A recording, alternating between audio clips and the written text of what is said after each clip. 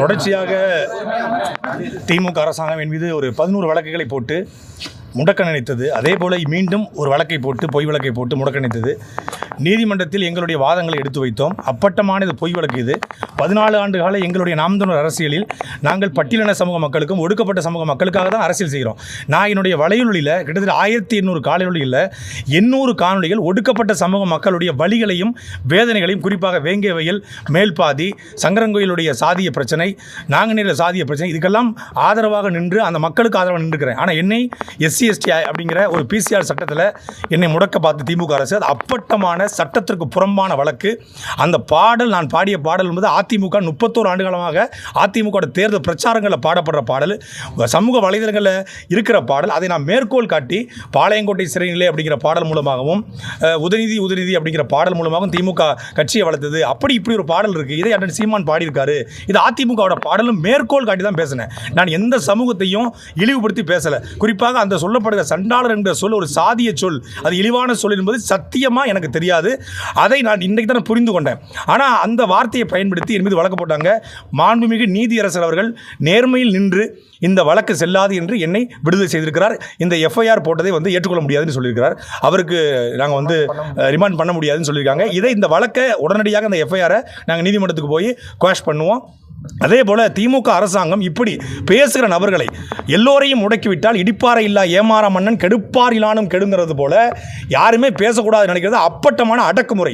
நீங்கள் பாஜகவை பார்த்து பாசிசம்னு சொல்கிறீங்க. நீங்கள் எனக்கு பண்ணதுக்கு பேர் என்ன? இன்றைக்கி என்னுடைய இன்னோவா கிறிஸ்டா காரை திட்டமிட்டு என்னோட காரில் அழைச்சி வந்தாங்க. டெம்போ டாலரை தான் அரெஸ்ட் பண்ணி கூட்டு வரோம். எனக்கு அழைப்பானை அழைப்பானை F41A சம்மன் கொடுக்கப்படலை.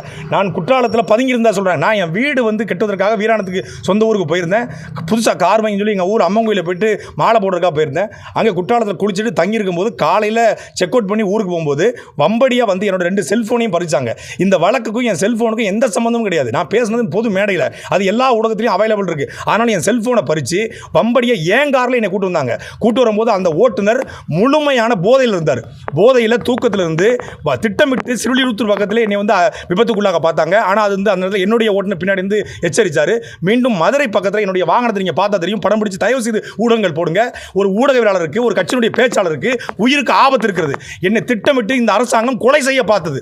மதுரை பக்கத்தில் விளாங்குளம் அப்படிங்கிற அந்த டோல்கேட்டு பக்கத்தில் காவலர் கொண்டு போய் ஒரு கார் மேலே மோதுவாங்க. பின்னாடி இருக்கிற லாரி என் கார் மேலே மோதி எனக்கு முதுகு வலி, என் டிரைவருக்கு தலைமுழுக்க அடிபட்டு இருக்கிறது. அந்த வண்டி அதுக்கப்புறம் உடஞ்சதுக்கு பிறகு திருப்பி டெம்போ டாலரில் என்னை ஏற்றிட்டு வராங்க. முழுக்க இந்த அரசாங்கம் என்னை கொலை செய்ய பார்க்கறது. இந்த அரசியலும் எனக்கு உயிருக்கு பாதுகாப்பு இல்லை. தயவு செய்து நீதிமன்றங்கள் எனக்கு உயிருக்கு பாதுகாப்பு கொடுக்கணும்னு நான் கேட்டுக்கிறேன். ரிமாண்டர் ஏற்றுக்க முடியாதுன்னு சொல்லியிருக்காரு.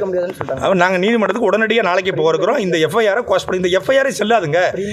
ஏன்னா இந்த FIRல எந்த விதமான எவிடன்ஸும் இல்லை. நான் உங்களுக்கு சொன்னல, இந்த பாட்டு அதிமுக பாட்டு பாடினது ஒரு ஆள், எழுதியது ஒரு ஆள், இசையமைத்தது ஒரு ஆள், யூடியூப்பில் பதிவேற்றது ஒரு ஆள். நான் அதை எடுத்து பேசுகிறேன்.